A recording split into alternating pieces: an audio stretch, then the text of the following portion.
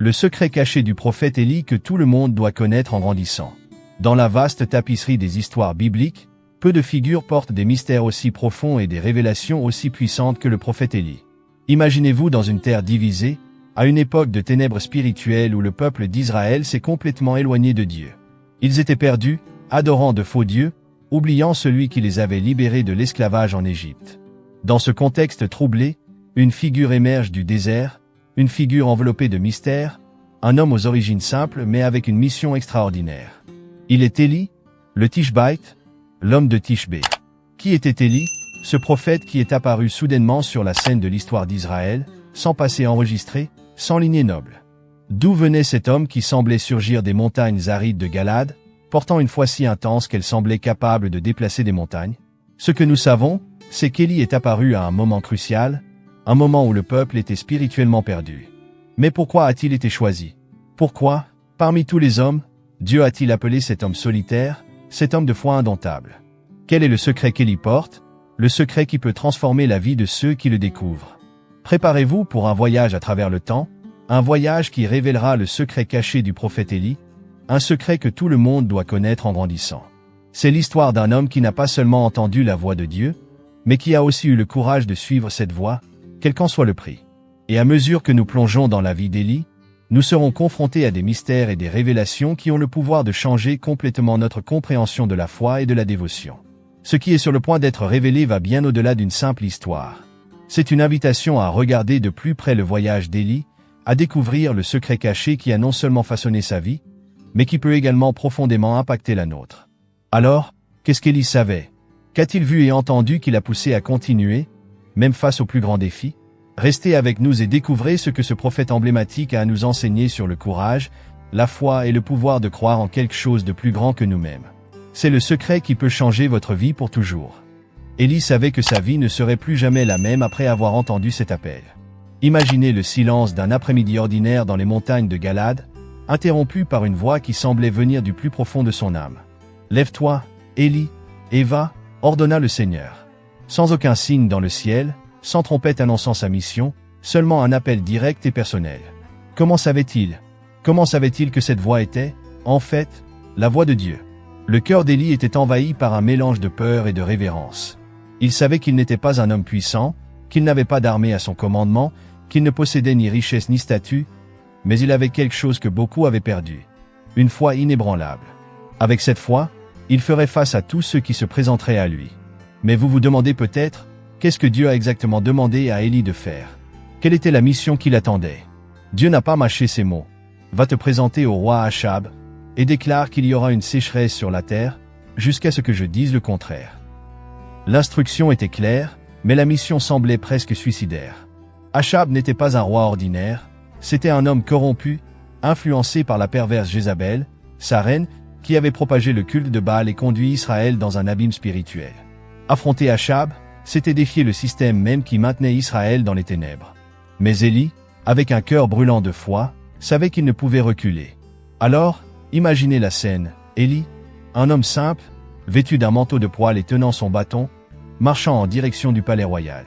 Chaque pas était un acte de foi, chaque battement de son cœur une prière silencieuse. En arrivant devant le roi, les gardes hésitent, mais n'osent pas l'arrêter. Et puis, Élie élève la voix avec une autorité qui ne venait pas de lui-même, mais de Dieu lui-même. Ainsi parle le Seigneur, Dieu d'Israël, il n'y aura ni rosée ni pluie dans les prochaines années, sauf par ma parole. Le silence dans la salle est palpable. Que s'est-il passé dans l'esprit d'Achab en entendant ces mots? Que s'est-il passé dans l'esprit de Jézabel, la reine impitoyable qui avait déjà juré d'éliminer tous les prophètes de Dieu? Mais Élie ne s'est pas laissé intimider. Il savait que ce n'était que la première des nombreuses épreuves qu'il affronterait. Et ensuite, vous demandez? Eh bien, ce n'est que le début. Le véritable test de foi d'Élie restait à venir. Il savait que le chemin à parcourir serait semé d'embûches inimaginables. Des persécutions, la solitude, des moments de doute et de désespoir, mais il y aurait aussi des miracles, des provisions divines, et des démonstrations de pouvoir que personne n'avait jamais vues. Élie était sur le point de découvrir quelque chose d'extraordinaire sur la nature de Dieu. Quelque chose qui non seulement soutiendrait sa propre foi, mais qui pourrait aussi soutenir la nôtre, si nous sommes prêts à écouter. Préparez-vous, car ce qu'Élie allait vivre par la suite changerait à jamais le cours de l'histoire d'Israël et révélerait un secret que vous n'êtes peut-être pas encore prêt à entendre, ou peut-être que si. La parole d'Élie résonnait dans le palais comme un coup de tonnerre, sécheresse, famine, désespoir. Une prophétie qui semblait impossible à croire, mais qui deviendrait bientôt impossible à ignorer. Dans les jours et les semaines qui suivirent, la sécheresse commença à se manifester sur Israël. Le ciel, autrefois généreux avec ses pluies, s'était refermé comme s'il avait été scellé par les mains même de Dieu. Les rivières se tarirent, les cultures flétrirent, et la terre fertile commença à se fissurer sous le soleil implacable. Le silence des nuits devint lourd, seulement interrompu par les gémissements des animaux affamés et les murmures des prières désespérées. Achab, furieux et impuissant, cherchait Élie partout, mais le prophète avait disparu comme un fantôme, guidé par Dieu lui-même vers un endroit caché où les yeux humains ne pouvaient l'atteindre. Dieu l'avait emmené au ruisseau de Kérit, une cachette à l'ombre des montagnes, loin des gardes du roi et de la vengeance de Jézabel. Mais pourquoi Dieu avait-il caché Élie? Pourquoi ne lui avait-il pas permis de témoigner de la douleur et de la faim que sa parole avait déclenchée? Là, à Kérit, quelque chose d'extraordinaire se produisit. Tous les jours, matin et soir, des corbeaux, ces oiseaux normalement considérés comme impurs et de mauvais augure, apportaient du pain et de la viande à Élie. Comment cela pouvait-il être? Des corbeaux? Messagers de Dieu? Quel mystère était cela? Imaginez la scène, Élie, solitaire, réfléchissant à sa mission, soutenu par des provisions qui ne pouvaient venir que du Seigneur. C'était comme si Dieu disait, « Fais-moi confiance, Élie. Même dans les endroits les plus désolés, je prendrai soin de toi. » Mais le ruisseau commença à se tarir. Chaque jour, l'eau diminuait un peu plus, jusqu'à ce qu'il ne reste plus qu'une flaque boueuse. Élie savait que le moment de partir approchait, mais où irait-il? Qu'est-ce que Dieu avait préparé pour lui ensuite? Sa foi était-elle encore suffisante pour affronter l'inconnu? Ou Dieu le testait-il, raffinant son courage pour quelque chose de plus grand encore? Et puis, au milieu du silence du désert, la voix de Dieu retentit de nouveau. « Lève-toi et va à Sarepta, car là, j'ai ordonné à une veuve de te nourrir. » Une veuve? Dans une terre étrangère? Pourquoi Dieu enverrait-il Élie hors d'Israël, chez une pauvre femme qui pouvait à peine nourrir elle-même et son fils? Quel secret se cachait derrière ce nouveau voyage? Qu'est-ce qu'Élie découvrirait à Sarepta? Un miracle? Un nouveau défi? Ou peut-être, tout simplement, une réponse au mystère qu'il portait en lui depuis ce premier appel? La foi d'Élie allait être mise à l'épreuve d'une manière qu'il n'avait jamais imaginée. Et ce qu'il découvrirait là, dans la maison d'une humble veuve, révélerait une nouvelle dimension du pouvoir de Dieu, un pouvoir qui ne connaît ni frontières ni limites. Mais l'histoire ne s'arrête pas là. Élie a encore beaucoup à apprendre, et vous, qui l'accompagnez dans ce voyage, êtes sur le point de découvrir que le véritable secret d'Élie est quelque chose que nous devons tous, à un moment de notre vie, apprendre à connaître. Restez avec nous, car le mystère commence tout juste à se dévoiler. Et ainsi, Élie se mit en route vers Sarepta, sans savoir exactement ce qui l'attendait, mais faisant pleinement confiance à la guidance de Dieu. À son arrivée dans la ville, il aperçut une femme ramassant du bois au bord du chemin. Ses yeux étaient fatigués, son visage marqué par la faim et le désespoir. Était-ce la veuve dont Dieu avait parlé? Élie s'approcha et, sans hésiter, lui demanda un peu d'eau et un morceau de pain. La veuve, avec une voix tremblante et le cœur serré, expliqua qu'elle n'avait qu'une poignée de farine dans un pot et un peu d'huile dans une cruche, juste assez pour préparer un dernier repas pour elle et son fils avant de se résigner à une mort certaine. Mais Élie, avec la conviction de quelqu'un qui avait vu la providence divine dans les endroits les plus improbables, lui dit « N'aie pas peur. Va et fais comme tu as dit, mais prépare d'abord pour moi un petit gâteau, et après tu en feras pour toi et ton fils. Car ainsi parle le Seigneur, le Dieu d'Israël, la farine du pot ne s'épuisera pas, et l'huile de la cruche ne manquera pas, jusqu'au jour où le Seigneur fera tomber la pluie sur la terre. » Quelle bravoure a dû être nécessaire à cette femme pour écouter ces paroles. Elle, qui n'avait rien d'autre qu'une foi vacillante et un dernier morceau de pain à préparer, décida de croire. Et ainsi, un miracle se produisit, la farine ne s'épuisa pas, et l'huile ne manqua pas. Jour après jour, semaine après semaine, Élie, la veuve et son fils mangèrent à leur faim, tandis que la sécheresse continuait de ravager la terre. Quel mystère était-ce donc, capable de faire durer les provisions, défiant les lois de la nature et toute logique? Mais le miracle à Sarepta ne se terminerait pas avec le pain et l'huile. Car la véritable épreuve de foi était encore à venir. Un jour, sans prévenir, le fils de la veuve tomba gravement malade, et sa respiration s'arrêta. Désespérée, la femme confronta Élie. « Que ai-je fait contre toi, homme de Dieu? Es-tu venu chez moi pour rappeler mon iniquité et tuer mon fils? » Élie, pris d'une douleur profonde, prit l'enfant des bras de sa mère et monta dans la chambre où il logeait.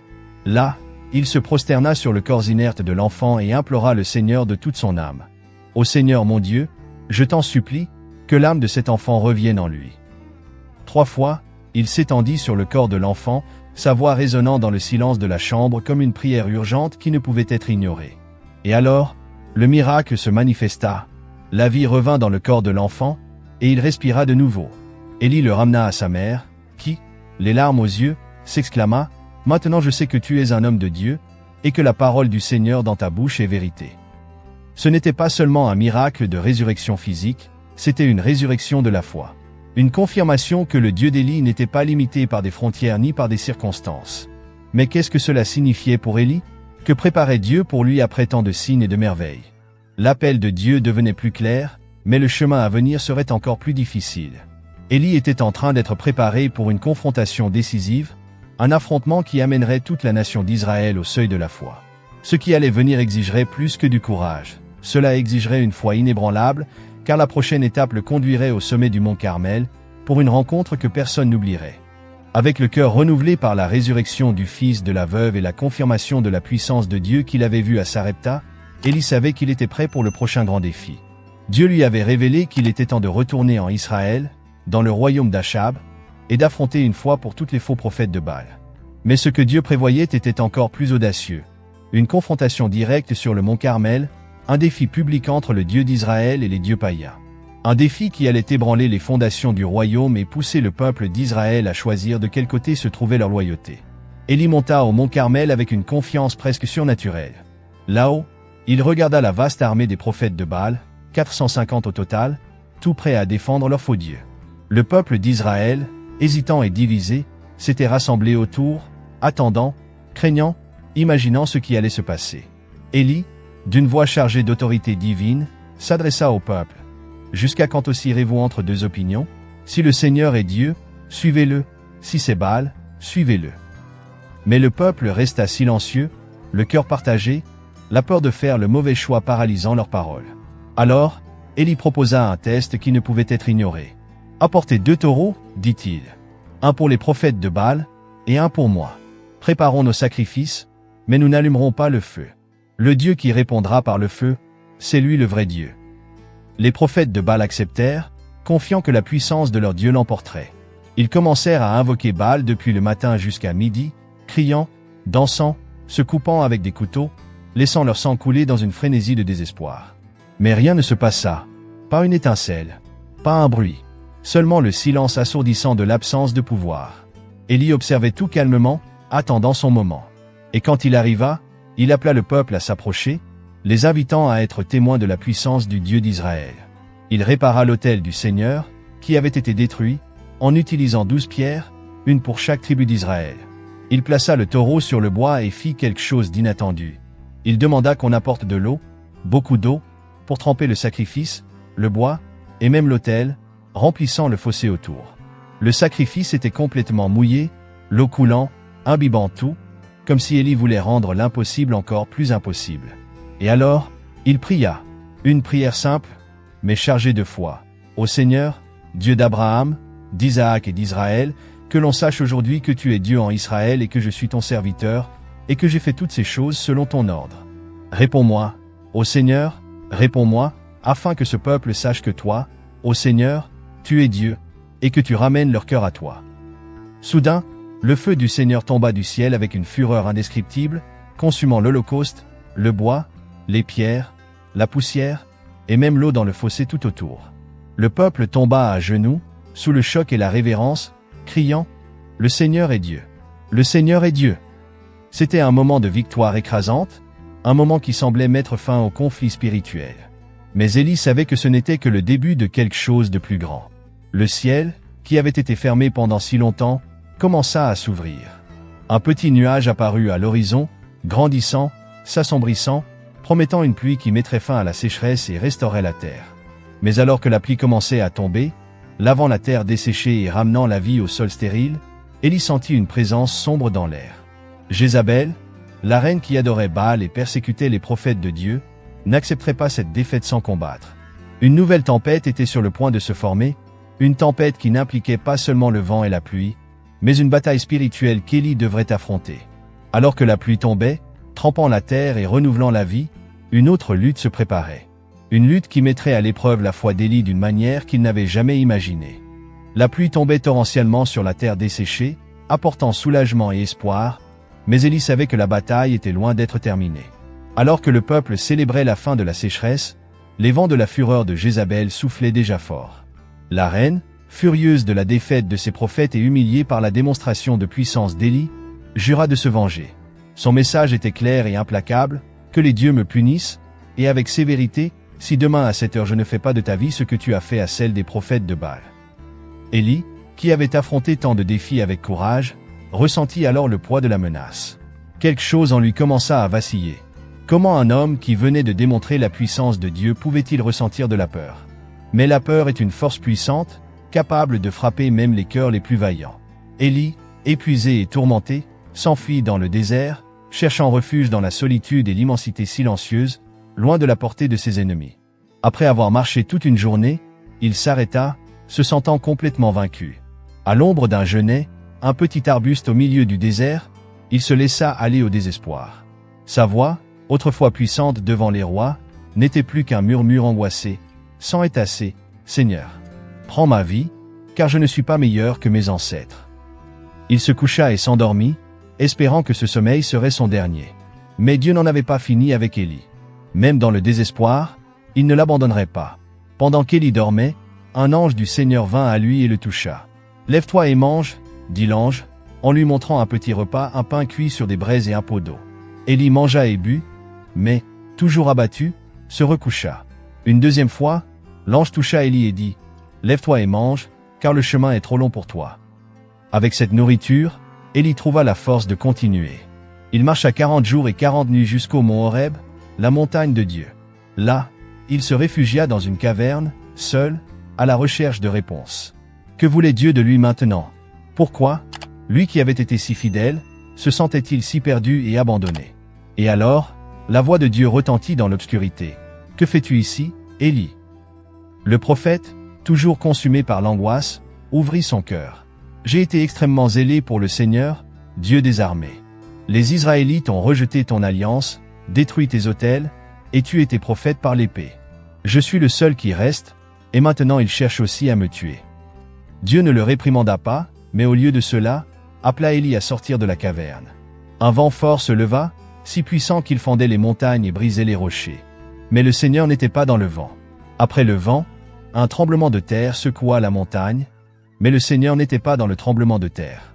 Et après le tremblement de terre, un feu survint, mais le Seigneur n'était pas non plus dans le feu. Puis, après le feu, vint un murmure doux et tranquille. C'est dans ce murmure qu'Élie couvrit son visage avec son manteau et sortit. Là, dans le silence, il trouva Dieu d'une manière qu'il n'avait jamais expérimentée auparavant. Non pas dans les grands spectacles de puissance, mais dans la quiétude d'un murmure. Et dans ce murmure, Dieu renouvela la mission d'Élie.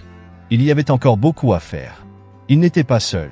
7000 ans Israël n'avait pas fléchi le genou devant Baal. Et il y avait un jeune homme nommé Élisée qu'il devait oindre comme son successeur, pour continuer l'œuvre qu'il avait commencée. Avec le cœur renouvelé et une nouvelle direction, Élie comprit que le voyage n'était pas encore terminé. Et tandis qu'il descendait du mont Horeb, son esprit, autrefois abattu, était maintenant rempli de but. Car ce qu'il attendait n'était pas seulement la fin de sa propre mission, mais le début d'une nouvelle ère, une ère de transition, de préparation et de transmission du manteau. L'ère où le secret d'Élie, finalement, serait révélé. Avec le cœur fortifié par l'expérience sur le mont Horeb, Élie descendit la montagne en sachant exactement ce qu'il devait faire. Il avait une nouvelle mission, une nouvelle direction donnée par Dieu. Il devait trouver Élisée, le jeune homme qui serait son successeur, celui qui continuerait son héritage et porterait le fardeau d'être un prophète du Seigneur en des temps si sombres. Élie marcha jusqu'à Abel-Méhola, où il trouva Élisée en train de labourer la terre avec 12 paires de béhufs. Élisée, plongé dans son travail, n'avait aucune idée que son destin était sur le point de changer pour toujours. Mais Élie le savait. Sans dire un mot, il s'approcha et jeta son manteau sur Élisée. Un geste puissant et symbolique, bien plus qu'une simple invitation. C'était un appel, un passage de responsabilité, une nouvelle vie. Élisée ressentit le poids de ce manteau, pas seulement le poids physique, mais le poids d'une nouvelle mission, d'un nouveau but. Il savait que cet acte d'Élie était un appel de Dieu.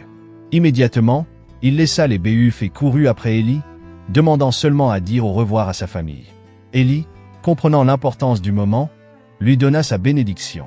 Élisée sacrifia les béhufs, brûla l'équipement de labour, et par cela, ferma le chapitre de son ancienne vie, se préparant à suivre Élie comme son disciple. Quel courage, quelle foi! Qui d'autre serait prêt à tout abandonner, à tout sacrifier pour un appel aussi incertain, aussi plein de défis? À partir de ce moment, Élie et Élisée voyagèrent ensemble, passant par diverses villes. Élie, en tant que mentor, partagea sa sagesse et ses expériences avec Élisée, le préparant à la responsabilité qui reposerait bientôt sur lui. Ils allèrent à Gilgal, Béthel, Jéricho, et enfin au fleuve Jourdain, où Élie savait que la fin de son voyage était proche. Au bord du fleuve, Élie prit son manteau et, d'un geste ferme, toucha les eaux. Les eaux s'ouvrirent, et les deux traversèrent à pied sec.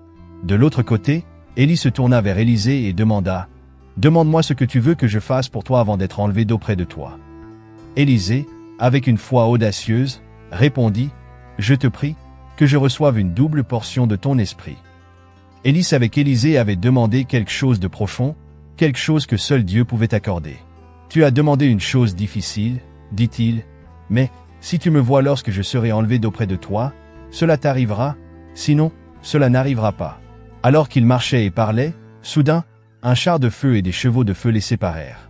Élie monta au ciel dans un tourbillon, et Élisée, stupéfait, s'écria « Mon père, char d'Israël et sa cavalerie !» Quand le char de feu disparut dans le ciel, le manteau d'Élie tomba au sol. Élisée le ramassa, sentant la charge de sa nouvelle responsabilité, sachant que l'esprit d'Élie reposait maintenant sur lui. Il retourna au Jourdain, tenant le manteau de son maître avec un mélange de révérence et de détermination. Il frappa les eaux du fleuve et s'écria « Où est l'Éternel, le Dieu d'Élie ?» Les eaux s'ouvrirent à nouveau, comme auparavant. Et là, devant tous ceux qui observaient de loin, il devint clair que l'esprit d'Élie reposait maintenant sur Élisée. Le manteau avait été transmis, la mission continuerait. Mais ce n'était que la première épreuve.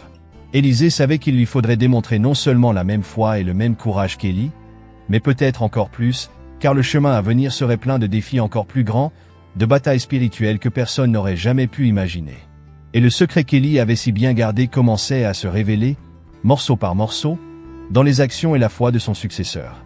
Avec le manteau d'Élie entre ses mains et le poids de la responsabilité sur ses épaules, Élisée était prêt à continuer l'œuvre que son maître avait commencée. Il savait que le chemin à venir ne serait pas facile. L'appel à être prophète n'était pas seulement un honneur, mais aussi un chemin de défis et d'épreuves. Et la première grande épreuve d'Élisée en tant que successeur d'Élie était sur le point de se dérouler. De retour à Jéricho, la ville des miracles passés, Élisée trouva les hommes de la ville inquiets. L'eau, source de vie et de subsistance, était contaminée. Rien ne poussait, rien ne fleurissait, la terre était stérile. Ils implorèrent Élisée, confiant que lui, en tant qu'héritier de l'esprit d'Élie, pourrait les aider. Élisée demanda un plat neuf et y mit du sel. Puis, il se rendit à la source d'eau, jeta le sel, et proclama « Ainsi parle le Seigneur, je guéris ces eaux, il n'y aura plus de mort ni de stérilité. » Et, comme par miracle, l'eau devint pure et saine, apportant une nouvelle vie à la terre. Ce n'était que le début. Élisée continua à accomplir des actes puissants, chacun résonnant avec l'esprit d'Élie, mais apportant aussi sa propre touche, sa propre foi et sa compréhension de Dieu. Il guérit, prophétisa, conseilla des rois et, comme son maître, affronta l'idolâtrie et l'injustice sans crainte. L'histoire d'Élisée était bien une continuation, mais aussi un nouveau chapitre, un chapitre qui montrait que le Dieu d'Israël n'était pas limité par le temps ou par une personne. Mais vint alors une épreuve plus sombre, une qui défierait même le cœur le plus courageux. Les rois d'Israël, de Juda et d'Édom étaient en guerre contre Moab, et Élisée fut appelé pour apporter la parole du Seigneur. Sur le champ de bataille, où l'eau était rare et les soldats étaient sur le point de défaillir, Élisée chercha le Seigneur, et l'impossible se produisit. Sans vent, sans pluie, les vallées se remplirent d'eau, suffisamment pour que tous puissent boire et se renforcer. Une fois de plus, Dieu avait prouvé qu'il était présent, même dans les circonstances les plus désespérées. Et pourtant, le secret du manteau d'Élie, celui qui avait été transmis à Élisée, contenait plus que la capacité de faire des miracles.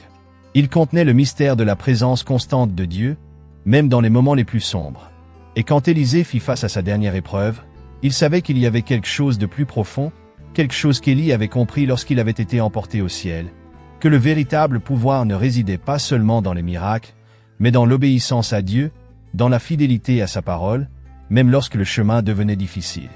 Au fur et à mesure que la vie d'Élisée avançait, il réalisa que le véritable héritage d'Élie n'était pas seulement le manteau ou les miracles, mais la fermeté de cœur, la confiance absolue que Dieu serait toujours avec lui. Et avec cette certitude, Élisée accomplit le double des miracles d'Élie, non pas comme un acte de supériorité, mais comme un témoignage du Dieu qui est toujours fidèle. Dans ces derniers jours, Élisée regarda en arrière, sur toutes les batailles, les miracles et les défis. Il savait que le manteau d'Élie avait été plus qu'un symbole de pouvoir. C'était un symbole d'une mission éternelle, une qui ne se terminerait pas avec lui, mais qui continuerait à travers chaque cœur qui choisirait de suivre Dieu avec courage et une foi inébranlable. Le secret d'Élie n'était pas seulement dans ce qu'il avait fait, mais dans ce que chacun de nous est prêt à faire lorsqu'il est appelé. Ainsi, l'histoire d'Élie, poursuivie par Élisée, ne se termine pas, mais vit en chacun de ceux qui, comme eux, choisissent d'écouter et de suivre la voix de Dieu.